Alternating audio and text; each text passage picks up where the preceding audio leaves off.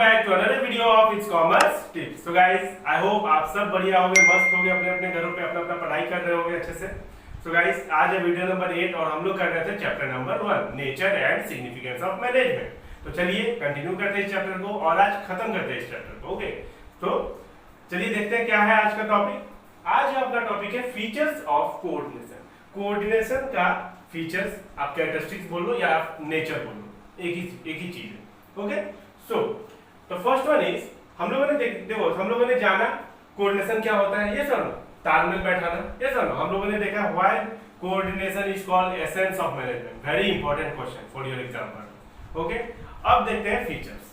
तो क्या है, the first one is coordination integrate group effort. अब देखो ग्रुप एफर्ट एक बार पढ़ लेते हैं। The concept of coordination always applies to group effort, there is no need for coordination when only single individual is working.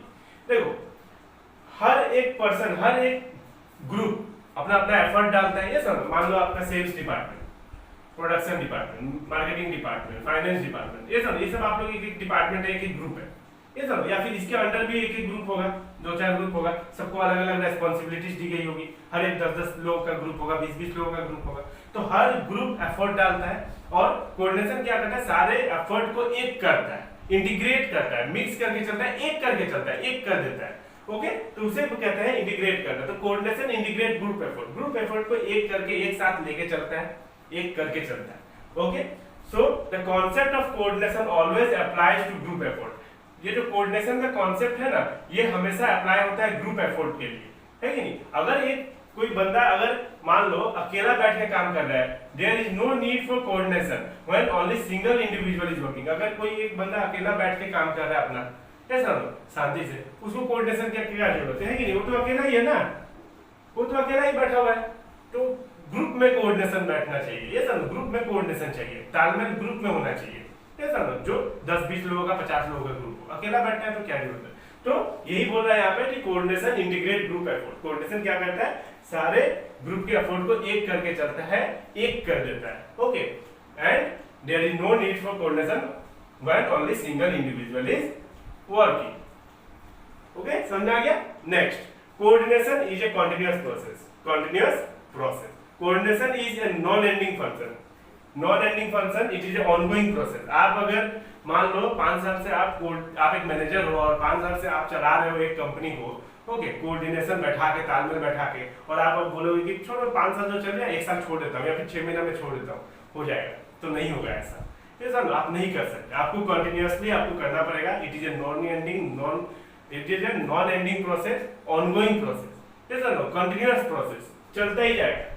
It begin at the planning stage. कहाँ शुरू होता है, प्लानिंग पे शुरू होता है, हम लोगों ने देखा था।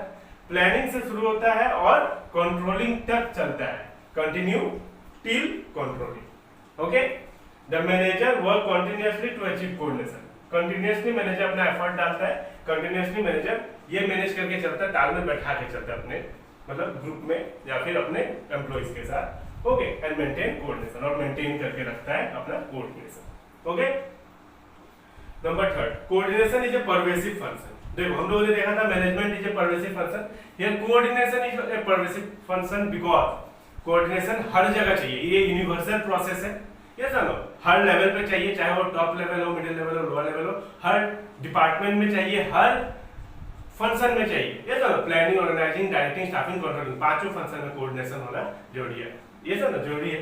तो coordination is a universal function, it is required at all level and in all departments. ये जानो coordination is necessity to bring harmony, और शांति लाना, ये सब शांति से काम होते रहना, कोई कंफ्लिक्ट ना हो, ये सब तालमेल बैठा के चलना, यही तो काम है, ये सब कोऑर्डिनेशन का। तो coordination is a pervasive function, हर जगह कोऑर्डिनेशन का यूज है। कोऑर्डिनेशन, तालमेल बैठाना हर जगह, हर डिपार्टमेंट में जरूरी है, कोऑर्डिनेशन के साथ चलना, ये सब। तो बहुत ही सिंपल लैंग्वेज में लिखा हुआ है, आप आराम से लिख सकते हो और यहाँ से पढ़ सकते हो। Okay, next, number 4, coordination is the responsibility of all the manager. चलिए, सारे डिपार्टमेंट्स के जो हेड है, ओके, सारे जैसे सेल्स डिपार्टमेंट का manager, production department, marketing department, finance department, सबका जो मैनेजर है, सबका जो हेड है, उसका रिस्पांसिबिलिटी है अपने डिपार्टमेंट को अच्छे से कोऑर्डिनेट करके चलना, तालमेल बैठा के चलाना। Coordination is the function of every manager, yes of course, and no one can avoid this responsibility, और इससे कोई भाग नहीं सकता। हर मैनेजर को ये कोऑर्डिनेशन बैठा के चलना अनिवार्य है, ये सब बहुत ही नीड है, ये बहुत जरूरी है। The top level try to coordinate the overall plan and policy. Top level क्या करता है? Try to coordinate the overall plan. ये तो ओवरऑल टॉप पे बैठा है ना, बॉस लोग हैं, तो ये सब कुछ सबको लेके चलते हैं, पूरे ऑर्गेनाइजेशन के प्लान एंड पॉलिसी को लेके चलते हैं। Okay, to coordinate the overall plan and policy. Middle level try to coordinate departmental activity. Middle level वाले कौन होते हैं? आपका डिपार्टमेंट के हेड, अलग अलग डिपार्टमेंट के हेड, मैनेजर्स। ओके, तो वो अपने अपने डिपार्टमेंट को संभालते हैं, जो एक्टिविटीज है उनके डिपार्टमेंट का उनको संभालते हैं, ये सब। And lower level coordinate the activities of work. और लोअर लेवल क्या करते हैं? अपने वर्कर्स के बीच में तालमेल बैठा के चलते हैं, ऐसा ना वर्कर्स के बीच में कहीं कंफ्लिक्ट ना हो जाए। ओके, तो लोअर लेवल वाले किसी के टच में रहते हैं? वर्कर के टच में रहते हैं, इसलिए वो वर्कर को ध्यान देते हैं। ओके, समझ में आ गया? Coordination is responsibility of all the manager. ये रिस्पांसिबिलिटी है सारे मैनेजर्स का, कोऑर्डिनेशन बैठा के चलाना। Coordination is A deliberate function. बहुत ही सावधानी से जल्दबाजी, बिना जल्दबाजी किए बिना धीरे धीरे आराम से करने वाला फंक्शन है।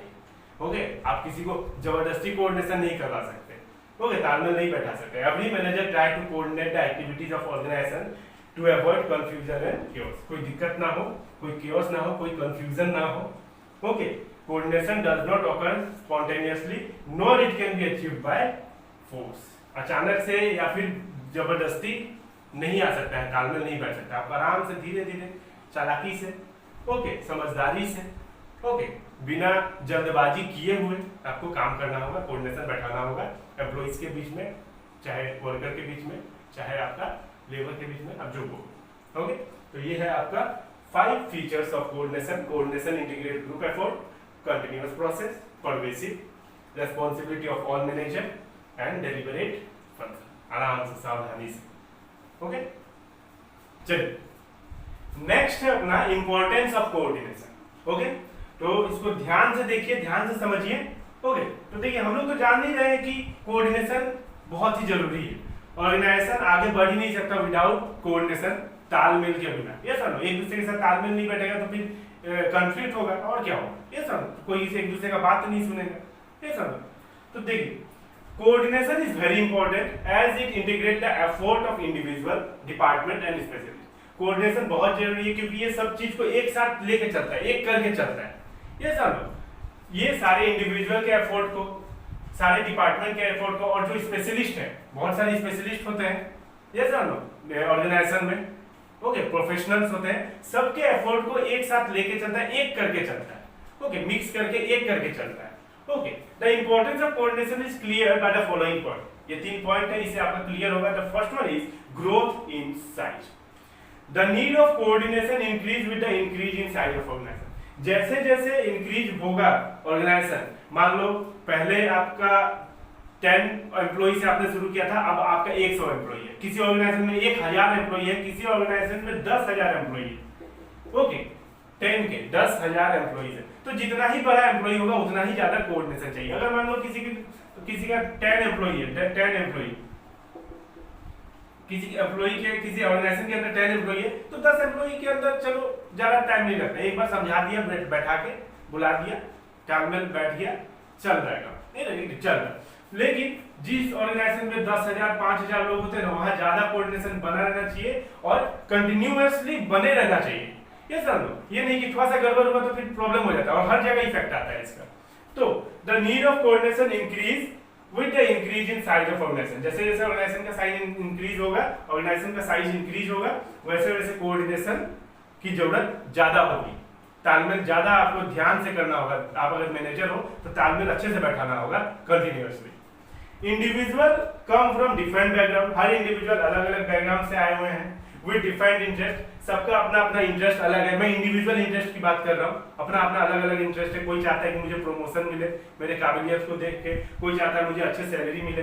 हैबिट ऑफ वर्क, सबके काम करने का तरीका अलग है, हैबिट अलग है। कोई 5 घंटा कंटिन्यूअसली काम कर सकता है, ये सब। कोई आपका 2 घंटा कर सकता है, ये सब। कोई 1 घंटा कर सकता है। एंड गोल, सबका गोल अलग अलग है। At time it may become difficult to integrate their effort। तो उस समय क्या होता है, सब अलग अलग जगह से आए, सबका इंटरेस्ट अलग है, तो ये दिक्कत होता है कि सबको एक साथ लेके चलना थोड़ा दिक्कत होता है। इसलिए कोशिश यही रहना है एक मैनेजर का कि कैसे भी कर ले, दिक्कत हो रहा है लेकिन कैसे भी एक बार तालमेल बैठ जाए तो फिर आगे दिक्कत नहीं होती है। ओके, तो at time it may become difficult to integrate their effort and activities. Okay, तो थोड़ा डिफिकल्ट होता है। It become necessary to ensure that, और फिर ये चेक करना नेसेसरी हो जाता है that all individual work towards the common goal of organisation. अपना गोल के लिए तो ये आए ही, अपना इंटरेस्ट है, फिर हमें ये देखना है कि ये ऑर्गेनाइजेशन के गोल के लिए कर रहे हैं कि नहीं। कॉमन गोल मेन ये जुड़े हुए हैं ऑर्गेनाइजेशन से, क्यों?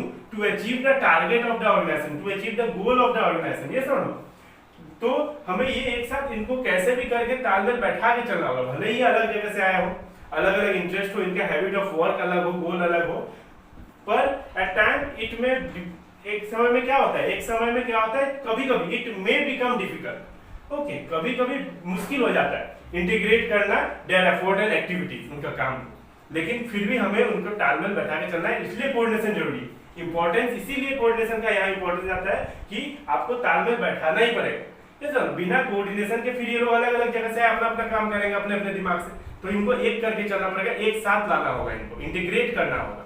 ओके, एक साथ लाना होगा सारी चीजों को, इनके सारे एक्टिविटीज एंड एफर्ट को। ओके, तो ये है ग्रोथ इनसाइट। ओके, तो पहला वाला। दूसरा देखिए, फंक्शनल डिफरेंशिएशन। अब इसको ध्यान से समझिए। The function of an organisation are divided into different department. बहुत सारे फंक्शन हैं और इन फंक्शन को अलग अलग डिपार्टमेंट में डिवाइड कर दिया गया है। Okay, sales department, marketing department, आपका finance department. But in actual practice this department are interlinked and interdependent. But actually में देखा जाए तो ये अलग अलग डिपार्टमेंट तो है, production department, sales department, marketing department, finance department, HR department, ये सब ये अलग अलग तो है कि नहीं, अलग अलग डिवाइड तो किया गया, पर ये इंटरलिंक्ड है, सब एक दूसरे से जुड़े हुए हैं, एक दूसरे पे डिपेंडेंट है। अगर फाइनेंस डिपार्टमेंट फाइनेंस नहीं प्रोवाइड करेगा तो फिर आपका प्रोडक्शन डिपार्टमेंट कहां से प्रोड्यूस करेगा? ये सब तो सब एक दूसरे से लिंक है, भले अलग अलग डिपार्टमेंट है, एक दूसरे से interlinked and interpair. So there is a more need to relate and bring together the activities of different section as they are part of one organization. तो ये बहुत जरूरी हो जाता है कि सारे सबको एक साथ लेके चलना। Okay, and bring together the activities of different section, अलग अलग सेक्शन का अलग अलग एक्टिविटीज को सब एक करना, कोऑर्डिनेशन मिला के चलना। सब में जितने भी डिपार्टमेंट है सब एक दूसरे से रिलेटेड है, एक दूसरे पे डिपेंडेंट है, एक दूसरे पे आपका इंटरलिंक्ड है, सब लिंक है, एक दूसरे से जुड़े हुए हैं। ये सब तो ये जरूरी हो जाता है कि उनका क्या करना, उनको मिला के चलना, उनके एक्टिविटीज को एक साथ लेके चलना, सारे काम सबको एक साथ लेके चलना। ये नहीं कि कोई पीछे रह गए, तो कोई डिपार्टमेंट बैक चल रहा है, ऐसा नहीं। Okay, the coordination is needed to minimise the difference among department. Coordination इसीलिए जरूरी है कि ये सारे डिपार्टमेंट में डिफरेंस ना रहे, सबको इक्वली ट्रीट किया जाए, सबको इक्वली देखा जाए। ये नहीं तो इसको ध्यान दिया जा रहा है, इस पे ध्यान दिया जा रहा है, इस पे ध्यान दिया जा रहा है, मार्केटिंग पे ध्यान नहीं दिया जा रहा है, तो फिर कैसे होगा? मार्केटिंग नहीं होगा तो हर चीज होना जरूरी है, ऑल आर इंपॉर्टेंट। ओके, तो एक साथ करना जरूरी है। Coordination is needed to minimise the difference among department. तो कोऑर्डिनेशन जरूरी है, तालमेल बैठाना जरूरी है ताकि डिफरेंस कम हो सके, डिफरेंस ही ना रहे सब में। ओके, एक हो जाए। ओके, फंक्शनल डिफरेंशिएशन ये है। Next, the last one is specialization. In large and modern organization, there is high degree of specialization and specialist or expert feel that they are only qualified people. They always take right decision. देखो, बड़े-बड़े organisation में, modern organisation में specialist होते हैं, okay, expert होते हैं, और ये क्या सोचते हैं? ये सोचते हैं कि मैं एक्सपर्ट हूँ। हाँ, बहुत एक्सपर्ट होता है, एक ऑर्गेनाइजेशन में 100 एक्सपर्ट है, 100 स्पेशलिस्ट। ओके, सब समझ रहे हैं कि मैं एक्सपर्ट हूँ, मेरा डिसीजन सही होता है, मैं कभी गलत करता ही नहीं।